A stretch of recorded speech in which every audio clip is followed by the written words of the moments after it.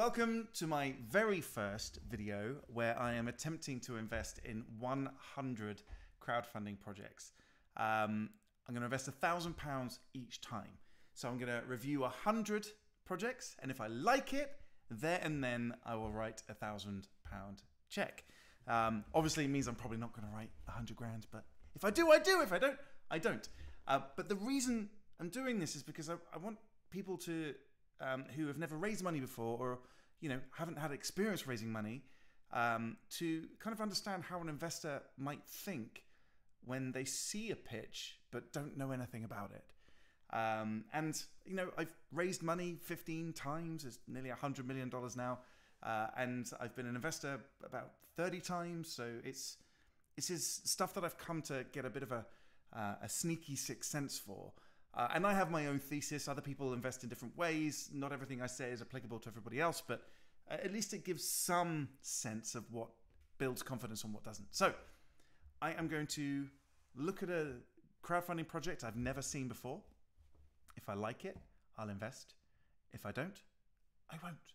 And I'll do this 100 times and put unedited videos on YouTube and track every single one of these projects over the next couple of years as well, just so we all kind of see what's going on. Anyway, let's begin. Let's do our very first one. I've got a soft spot for Crowdcube, so I'm going to start there. I'm all signed in. Oh, this is my crowdfunding checklist. This is the same thesis I use in almost every investment. These are the 5 things I tend to need to ask myself and have a good answer for before I write a check. So the first one, is there a novel invention? What this essentially means is, has somebody made something that changes the way somebody thinks and behaves? So do they feel something different? Do they act in a different way? Or do they think something different as a result of interacting with the IP created by the startup? It doesn't need to be a business. I'm not really interested in the business at this point in time. I'm interested in whether or not they've invented something that changes behavior. And it has to be an invention. It can't just be, oh, I saw this thing and decided to build a company around it. They have to be the inventors. IP needs to exist. And so obviously then the second thing is, does it work? Is there any evidence that people's behavior has been changed? Again, that's not necessarily anything to do with revenue, but revenue could be an indicator, could be all kinds of things that could be indicators. The third is, can the founders do it themselves without outsourced help? So I'm not saying could it be better with outsourced help or not. I just mean, with the founding team as they stand, can they make something? Can they deliver on their own promise, even if they couldn't get help from elsewhere? Fourth one, pretty straightforward. If any investor invests without a condition like this, you're an idiot. Sorry. This is a power law thing. Nearly every investment must repay every other investment, because you can only really assume one of your investments will pay off. So in my case, I'm anticipating I'm going to write between 30 and 40 checks. That's my anticipation over the series. As such, one of them has to be able to repay all of them. So can I 30x my money? And then the last one is just, do I love it? If I don't love it, I'm not going to write a check. So, let's do this. Okay. Not by popularity. I'm going to go newest. Let's have a look. Audi. Get early access. No. Black Bee Honey. Ipsum Tech. Consumer brand stuff isn't for me, so I'm not going to do that. That's based in France. I'm not going to do that. Let's start with Untangle. Here we go. When it comes to a crowdfunding pitch, I don't really watch a video, so if there's a video, I don't watch it. I just said that twice, didn't I? The reason is because it's normally hype. Doesn't add anything to me in particular. I don't really care about the hype of how in demand it is. If it closes with enough money, great. If it doesn't, it doesn't. I actually kind of like it this way around, because one of the most dangerous things you can do as an investor is invest into a project that is undercapitalized. This is one of the reasons I really don't like rolling rounds and stuff like that. It's because founders just say, oh, I take money as and when it comes. And my response to that is, well, that means you're always going to be raising money and not actually building a company. Like, You're not a fundraiser, you're a company builder. And no, they are not the same thing in the early days of a company. So I want to see that they've got a big war chest of money that achieves, or should in theory get them to the next major milestone. So I'm totally fine investing in things that aren't full. So I look at the deck mainly, and I look at the Q&A. So let's go straight to the deck. Untangle. Rebuilding life after loss. Okay, a very noble venture subject. Okay, so company vision. Untangle rebuilds life after loss, such as death, divorce, and illness. I mean, it's a great statement, but it doesn't really mean anything to me. Offer community and AI-powered. Everything's AI-powered. Grief support. Okay, cool. Have they invented something? Traction to date, 45 million social reach is irrelevant. 6,000 monthly signups. Is that new signups or is those active users? That's still good though. 47% subscription trials convert to paid and stay for 6+ months. 145k ARR, 90% month. Amazing. That's amazing stats. All right. Losses were yesterday. Untangle's Grief Companion offers personalized logistics and emotional support. Okay, I can see this basically being it's a therapy box for grief. Makes sense. There's nothing particularly complicated about the concept. We hold your hand along the way. Oh, I see. Starts funeral planning. So this is meant for those who are really close to the loss, those who are genuinely in bereavement. Interesting. So it's a chaperone for loss.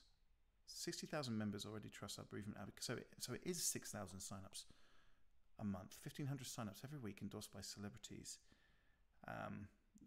That's fine, but yeah, converting 47% of free trials, retention 139% since July. 7% word of mouth is low for something that looks so viral. Why are you raising money? I don't understand why they're raising money. This all sounds a little bit too good to be true. 0.56. This looks fabulous. Fucking, I can't believe I just used the word fabulous. We're an experienced mission. Okay. Emily, innovation strategy at Kingfisher. I mean, it's not all that relevant. Zinc VC. Does that mean you went through the program? Probably. I don't care about advisors. So is it only you? Who built this then? Taking us to revenue. Okay, all right, let's start answering some of my questions. Can I 30x my money? Good job I built a little spreadsheet for this, isn't there? All right, so let's go to some of the... I really like it. Long story short, like everything looks really good, actually.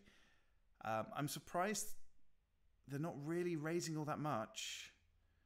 I'm a big fan of Sarah Drinkwater, so yeah, that's good.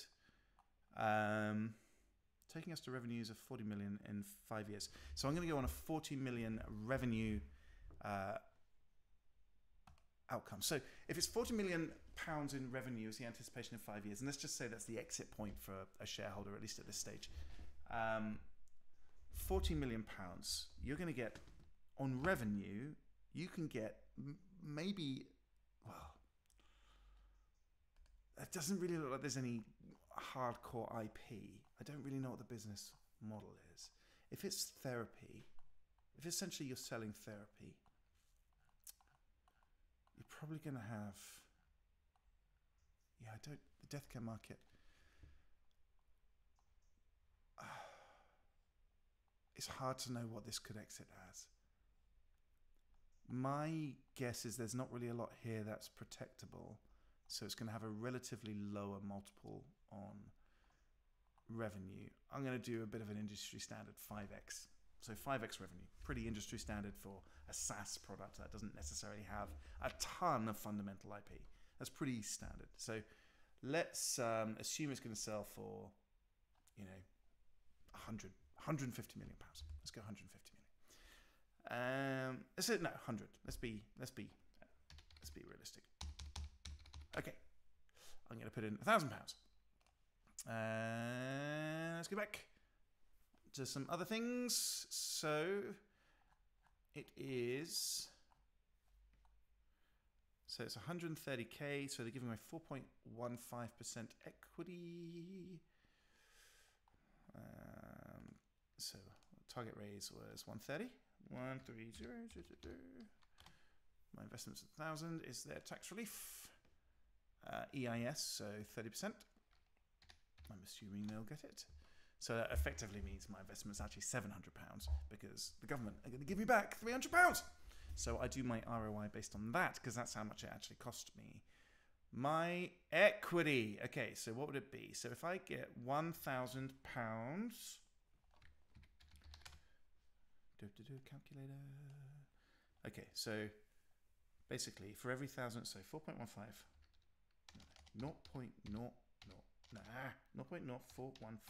so it's percentage, divided by 130, so for every 1,000, every £1,000 invested gets that amount of equity. Okay, so my equity, oh, wait a second, equity offered. Oh, it's supposed to do it for me, isn't it? I thought so. 4.15. Yeah, okay. Excellent. Yeah, adds up. That's nice. So 0.0319%.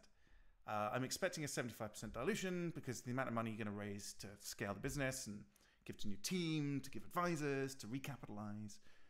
Every position is going to go down between 50 and 80%. So I'm going to go 75%. So I'm expecting my exit equity to be... Oh, I thought that felt wrong. Times 1 minus that. Silly me. Yeah. So my equity position is going to go down to there. Let's just say it's going to be sold for that. My expected venture value is going to be 8k. There's a 5% carry at Crowdcube. That means they're going to take £400 from my profit, which means on 1,000, I'm getting a 10x ROI. It's not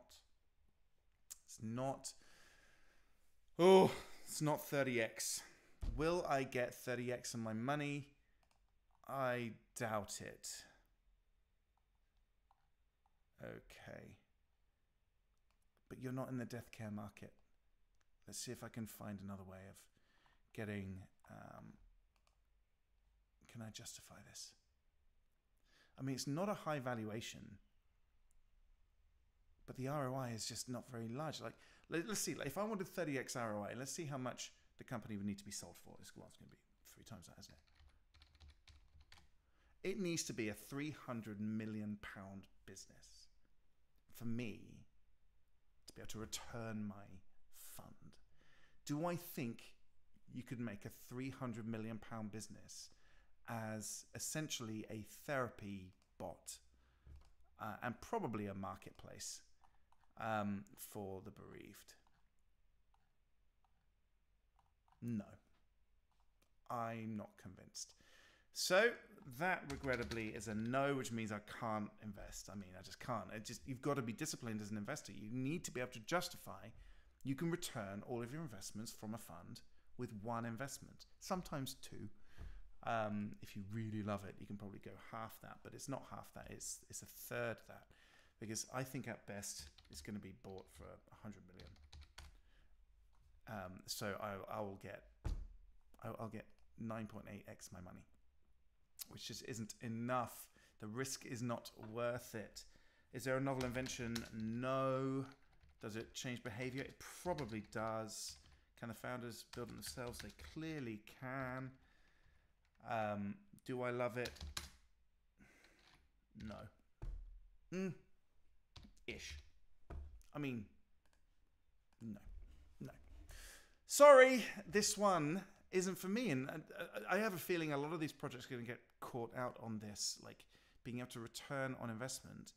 I love this to exist, but let me see if I can give it one more shot. Is there anything in the Q&A? Okay, what do I expect? Okay. Is there anything here that says this could be sold for more than 100 million?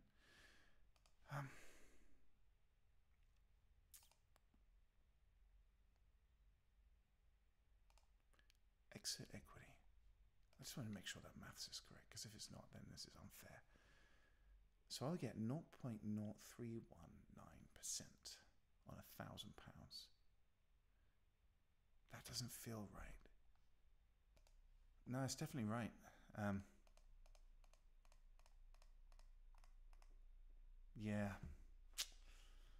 Yeah, I just can't see it being big enough. I just cannot see it being big enough. Ah, what a shame. No, I have to say no. There's nothing here to tell me it's going to be big enough. Discussion for your discussions. It's just one. Looks like really good. Can you share revenue for the last 12 months, 12 months prior? Let's have a quick look. Nah. Oh well. Good luck to you. A good sounding project. I cannot see how there are venture returns. It doesn't feel safe enough to have a lower ROI. And I don't really see any novel invention here. So there's no real hardcore IP. If there was hardcore IP, I think the exit valuation would be higher, or I could accept a lower ROI because you can defend it more. If this does well, you'll be eaten up by competition. Good luck to you. It's not for me. Bye.